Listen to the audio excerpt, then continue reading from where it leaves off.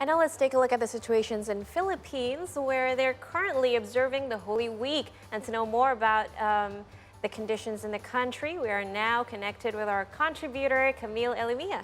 Yes, hi Camille, so good to see you again. How is the Holy Week proceeding in Manila?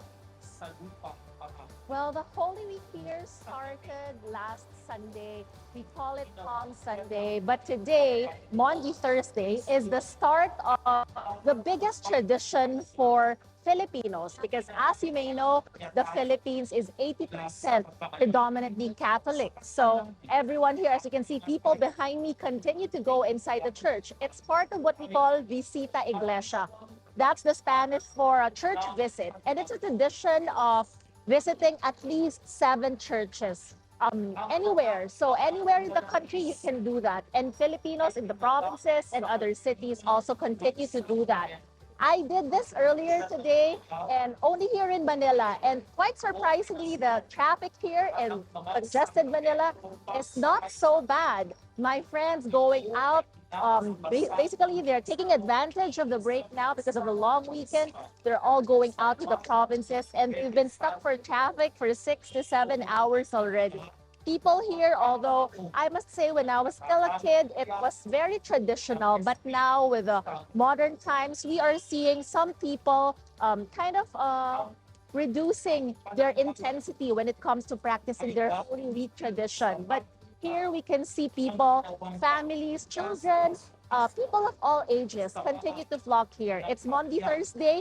It's to commemorate the sacrifice of Jesus Christ. And tomorrow, one point also that I'd like to say before I forget, like inside the churches, if your audiences or you've been inside Catholic churches, you'd see different images of saints and of Jesus and of Mary. But now, because we are celebrating or we are commemorating the sacrifice and the eventual death of Jesus Christ, all these images in the churches are covered with violet cloth.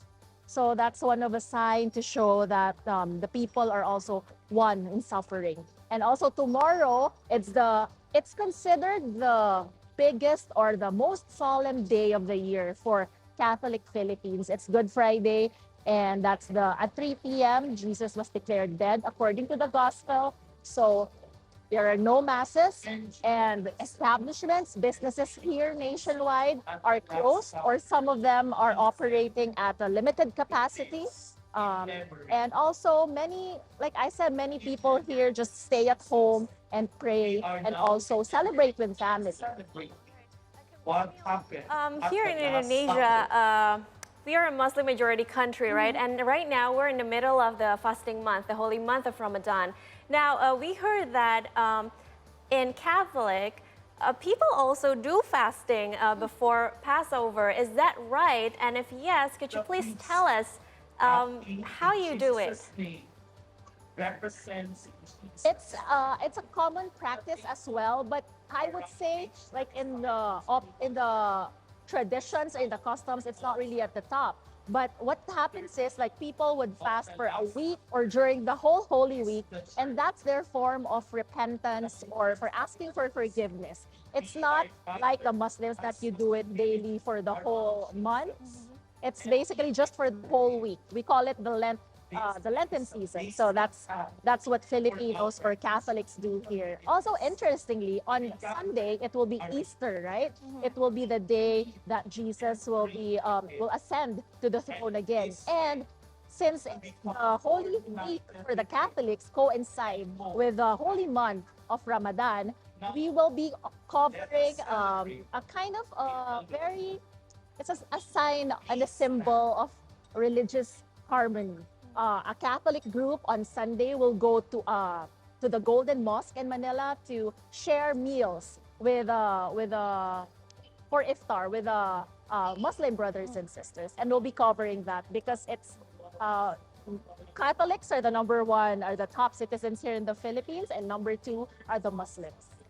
How lovely. All right, well, one more question for you, Camille. Do Filipinos also have a homecoming tradition during the Holy Week? Well, it's not people like people working in the cities, especially here in Metro Manila, do go home to their respective provinces to celebrate the Holy Week there. But now with because of modern times, some would just rather go abroad or sometimes to other provinces, not necessarily their hometowns, to take a break, because this is a rare chance, because it's really a legal holiday in the Philippines. So you're legally allowed to take a break from work. So some Filipinos take advantage of that. But also, there's like some of my friends still go home to their provinces and celebrate it, because Easter is a very big deal for many Filipinos, especially in the provinces. We even wake up, it's like New Year of sorts. Like as early as 2 a.m., 1 a.m. of Sunday, we already start waiting for the arrival of Jesus Christ again. And there are many symbolic traditions that depict that. All right, well, Camille, thank you so much for the information. We definitely learned a lot today from you about Holy Week. Thank you.